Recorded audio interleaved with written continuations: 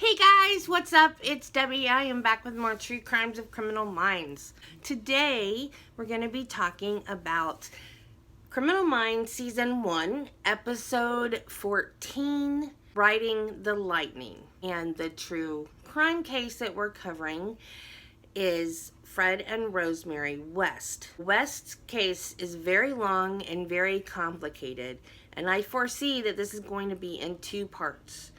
I'm going to do the recap of the show, then Fred's history. I may get into a little bit of the beginning of his relationship with Rose, but other than that, we're going to save Rose and the crimes they committed together for next week's video. So let's get into it.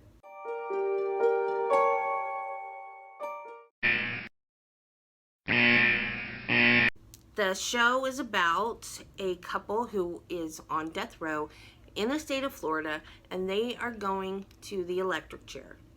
And the BAU does an interview with them. To be honest, I don't know if this is standard practice or if they pick and choose certain cases to do this for, but they allow the BAU to interview them to make sure that there's no more murders that they don't know about, that they know where all the bodies are buried, etc., etc., etc. In this case, Gideon believes that the wife of this serial killer couple is innocent. The only murder she admits to doing is the murder of their son. She says that she was aware of the other murders and did not try to stop her husband, and that she killed their son. In reality, what happened, she gave their son up for adoption in order to save him. Gideon looks in her cell and she has painted picture after picture after picture of her son in various ages doing various things.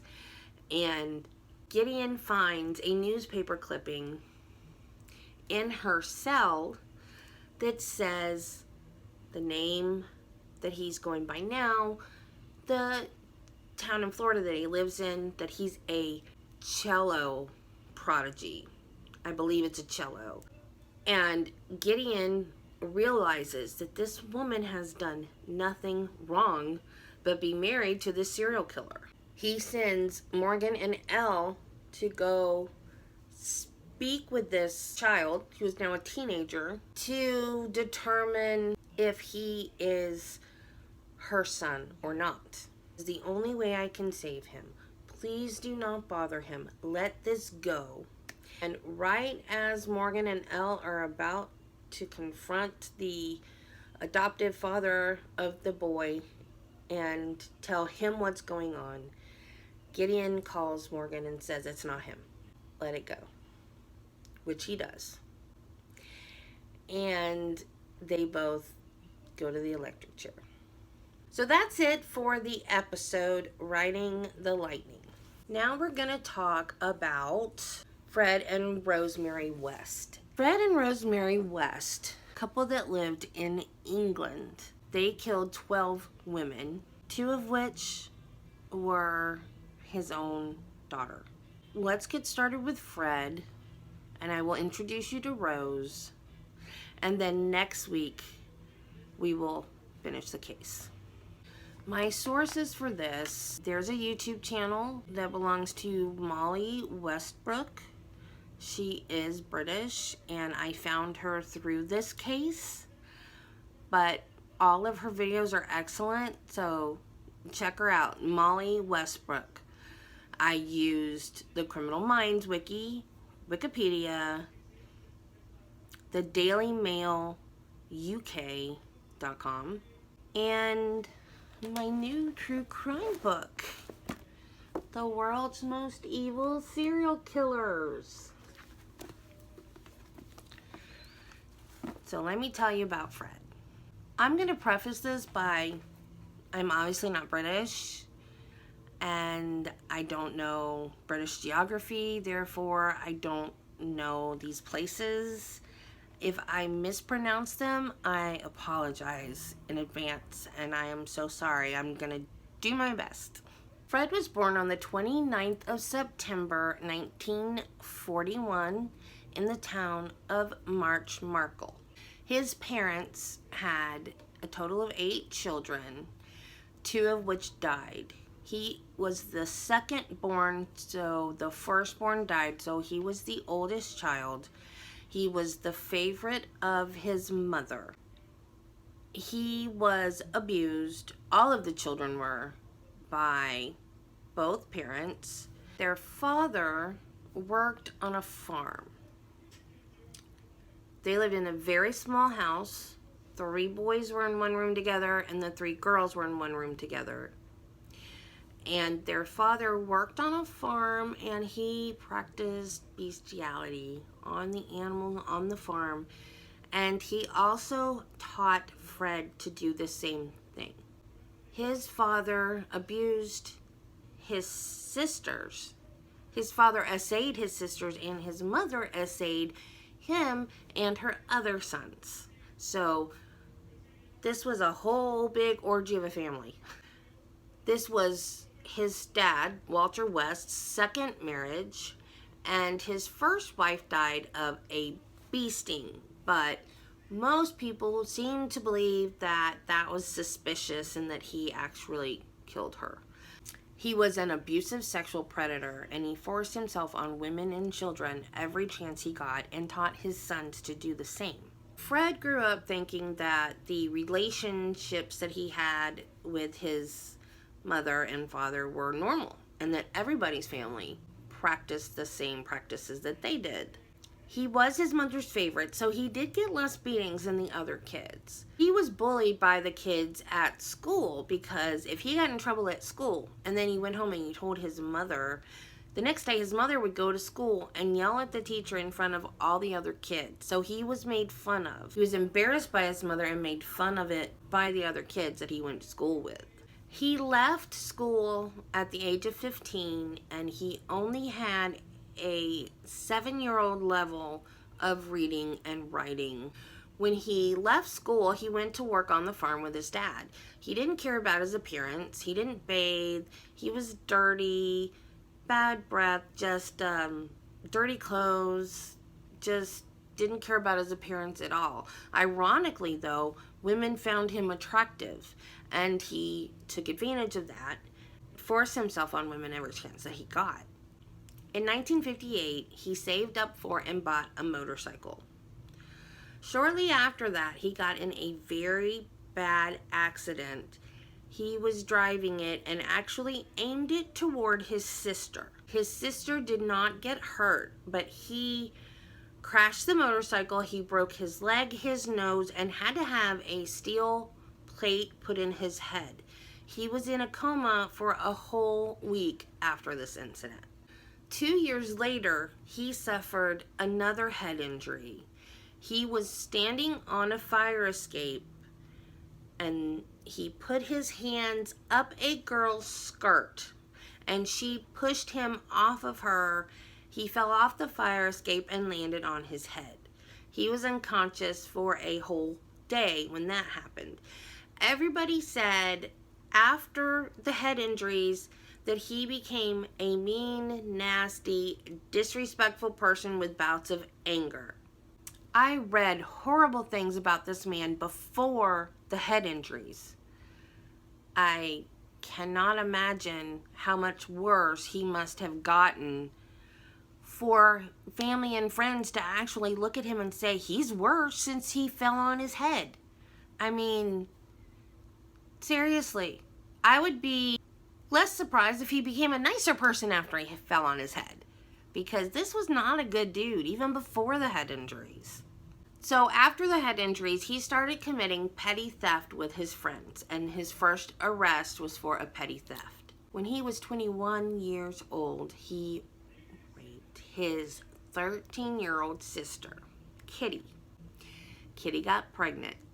His mother was livid and kicked him out of the house. Kitty had an abortion. She did not testify against her brother. She did not press charges. So he got away with that. But his mother kicked him out and sent him to live with an aunt and uncle. For some reason, he moved back in with his parents in 1962. Fred's first wife was Catherine Costello. She went by the name Rena. She was a prostitute and a petty thief. They met when she was 16 years old. She visited relatives in London. She lived in Scotland. She visited relatives in London and went to a dance in the town of Muchmarkel and met 19-year-old Fred. She went back to Scotland, but then in the summer of 62, she came back to England and they started seeing each other.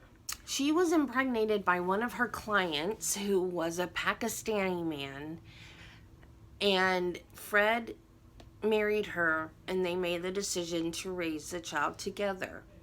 However, because it was a mixed race child, he told everyone that she miscarried and they adopted this girl. Her name was Charmaine, and she's as cute as a button. She was born on March 22nd, 1963. 1 year later, in July of 64, they had their own child together, and her name was Anna Marie.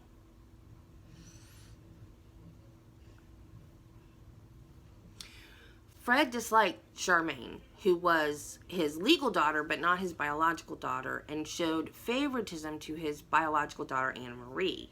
At this point in time, I believe they had moved back to Scotland, and Fred got a job driving an ice cream truck. Fred cheated on Rena every chance he got. The whole reason why he wanted to drive an ice cream truck was so that he could drive around and look for women. Because he cheated on Rena, then Rena turned around and cheated on him. Her lover said that he had seen Charmaine ask him for ice cream from the truck, and instead of saying no, he would just haul off and hit her. And this lover of Rena's also would stand up to this man, and they would get in physical altercations over the fact that this man was sleeping with his wife. I mean, this whole story is a crap storm, y'all. The whole thing. Fred fitted bars onto the girls' bunk beds, essentially making it a jail cell for them. They were in cages. They hired a woman named Isa McNeil to be their nanny. And she remembers Rena as being a very kind and considerate mother, unlike Fred, who was a very abusive father. The Wests met 16-year-old Anne McFall through their nanny Isa. They were friends. So Anne McFall went to stay at the West's house. Her boyfriend had just died in a tragic work accident and she had no place to go, so they took her in. On November 4th, 1965, Fred accidentally ran over and killed a young boy with his ice cream truck. It was found to be an accident and he was acquitted of all charges. However, he felt like he could not make a living anymore because people would not frequent his ice cream truck because of the accident. So at this time, they all moved back to England. Fred and Rena and the girls and the nanny, Isa, and the friend, Anne McFall. And they lived in a caravan park. They lived at Timberland Caravan Park in Bishop's Cleeve. Fred got a job at a slaughterhouse. At this point, Rena and Isa are fed up with Fred and his nonsense. They decide to move back to Scotland. Fred would not allow her to take the girls with them. So they went back to Scotland, and Rena would every once in a while come back to England and try to get her girls back. And she was never successful. Anna McFall is still there with Fred. She's fallen in love with him and become pregnant with his child. She fought with Fred because she wanted Fred to divorce Rena because they were still not divorced even though they were separated. She wanted him to divorce her and marry herself. and for them to have their family together. So they put the girls in a care home, which I'm assuming that would be the equivalent in America of social services. They were in and out of care homes during this period of time. So Fred didn't want the baby. He didn't want the baby or Ann McFall. So he not only killed Ann, but he actually cut the baby out of her. She was found in 1994. His first victim was found last. Her remains were found, and the remains of her unborn child were found next to her. And her fingers and toes had been cut off. Fred and Brina, at this point, get back together. Oh my God! What? She goes back to this man. And he essays her daughter. She is still trying to get Charmaine and Anne Marie back. In January of 1968, 15-year-old Mary Bastholm disappeared. She was last seen at a bus stop. And there will be a lot of bus stops in this story. That was his hunting ground, were bus stops. This girl had worked at a cafe that Fred frequented quite a bit, and she disappeared. Later, he does confess that he did kill her, but to my knowledge, they have never found her remains. So now Fred becomes a delivery driver for a bakery. Anything he can do where he can be out on the prowl as much as he wants to be. And 27-year-old Fred West meets 15-year-old Rosemary Letts. Rosemary Letts was born on November 29th, 1953 in Devon.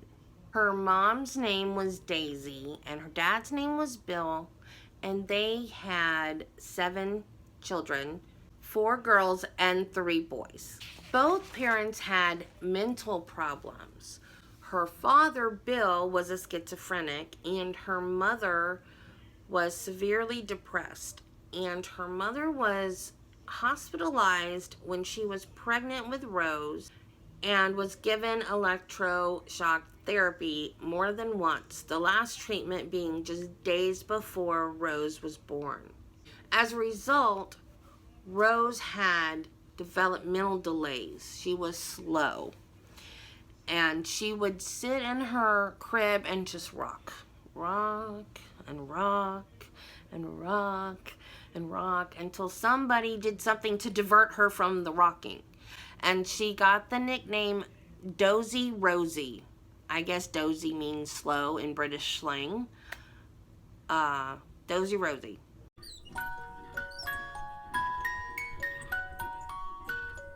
Bill abused his children, but Rose did not get it as much as the others. She was his favorite.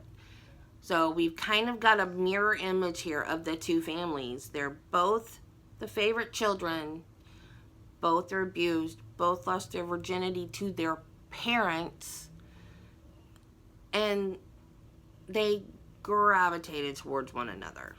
Her father did not like Fred and did not approve of their relationship at all.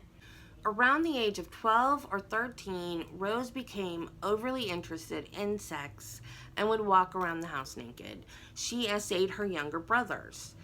And like Fred, she thought that that kind of behavior was normal in a family. She didn't know she was doing anything wrong. Rose wasn't interested in boys her own age. She liked older men. So when she met Fred, she thought it was a match made in heaven. Her father disagreed and put her in a home for teenage girls. By this time, her mother has moved out of her father's home and moved in with her adult daughter. Rose did go to live with them briefly, but then went back to live with her dad. Then her dad did not approve of Fred, so he put her in a home for disturbed teens. So I don't know why he was allowed to do this, but he was able to take her out of that home and take her to live with him. And she became pregnant at 17 years old with their daughter, Heather. So this has been a long one. The next part is going to be even longer. So I'm going to stop it here. And thank you guys for watching. And tell you to do all the YouTube things. Subscribe, like, share, comment.